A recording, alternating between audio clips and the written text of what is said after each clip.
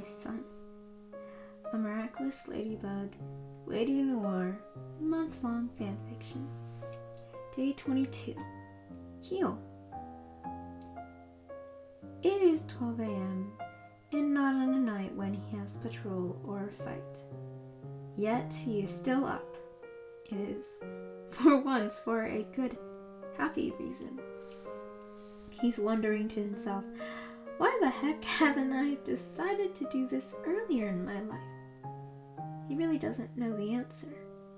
Not now. Well, maybe tomorrow he will, but definitely not now. It's not like no one has recommended it to him before. In fact, many people have told him that it's great for people in his line of work, living a 24/7 life filled with cameras and eyes watching him and his every movement. And of course, many people recommended it after his mother's passing away. Even Gorilla made a point of driving different routes to everywhere that pointed to buildings offering their services to him. Even with all of that, he never went to therapy. But now he has an appointment tomorrow at 10 a.m. sharp, and honestly, he's excited for it in the strangest way. Maybe he's just crazy, or maybe he's just had so much pent-up trauma and issues that he can't wait to actually talk about them. Can't wait to work on how it affects him and how to heal those unseeable scars. Sure, he's realistic enough to know that one session won't fix everything like some magical spell, but it's a start. The prospect of getting help feels amazing to him. He rolls over to his other side and sighs impatiently. The sun really needs to rise right now. You seem chipper, Ladybug comments with a smile.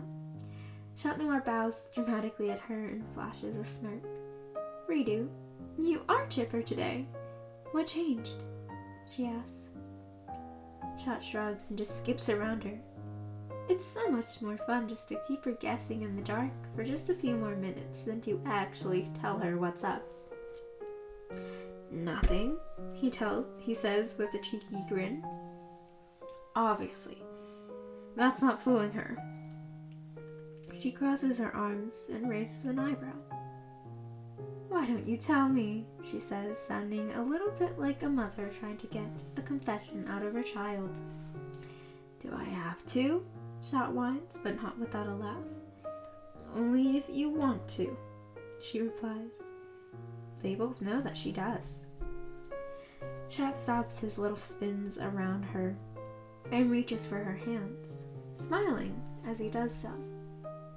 Ladybug looks at him with a curious but amused expression on her face. He's honestly so excited to tell her, but the dramatic pause is just something that's so worth the delay. She can tell that he's just waiting, and little giggles are escaping her mouth. It's adorable. She's adorable. So he kisses the tip of her nose. Shot hopes she's blushing, but with the mask over her cheeks, he has no idea. I went to therapy, Shot says softly. It's big news, said in the most gentle of ways. It's big, but it's private. Ladybug's expression twists into a big smile and her eyes shine with joy. You did? She asks, sounding surprised. LadyNoir nods. That's great. How was it? It went really well, he says with a grin. We talked about a lot. About my family and everything. About how the Akuma attacks have affected me. I was in my civilian clothes, so I couldn't very well say, oh yeah, I fight them, haha. What are we supposed to do about that? Or anything like that, but it helped. It helped a lot. Just to talk about things and open up about the stuff I've always held inside of me, he tells her. They encouraged me to talk more about the things that hurt me and make me struggle. Ladybug's smile is bright and proud, and suddenly LadyNoir is even more glad that he made the choice to go to therapy. He knows she only wants the best for him, and it just squeezes at his heart. "That's good. That's really good," she tells him with a soothing voice. "You are a person who has needs too. It's okay to set boundaries." Shat laughs a little bit. "You sound like my therapist," he chuckles. Alright, he can say that now. Ladybug just rolls her eyes at him playfully. "I mean that in a good way." "Oh, I'm sure you do," she teases. "I'm serious." He really is, and she knows it. "Do you think you'll go to therapy?" Shat asks after a few moments. "It might help you too." Ladybug looks at him with a hard-to-read expression. Considering the fact that he can tell if she's surprised or happy by just a quirk of an eyebrow, unreadable means a lot in this context. She turns her face away and sighs deeply. He looks at her curiously, telling her silently to explain. "Maybe." She sounds far away. She sounds unsure and lost in thought. That expression must have had a hint of shame and uncertainty. "Maybe I will someday. Right now, though, I don't know if I'm ready to talk about it all, put it all out there. I kind of just want to process it all through, find a little peace before I break out everything that has happened to me in the past 5 years. She lets out a little laugh and just blindly reaches for his hands. He grasps onto it. "I'll go at some point, though. I'll tell you when I do," Ladybug promises. Shat smiles. He'd never want to pressure her into doing something that she's not quite ready for, but he's happy to hear that she's not ruling out that possibility. He knows and will admit to anyone that being a superhero has totally changed and in some awful ways wrecked her life. It's hard on her, and hopefully she'll find the strength to open up about it and get better.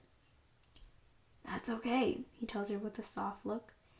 "Go when you're ready."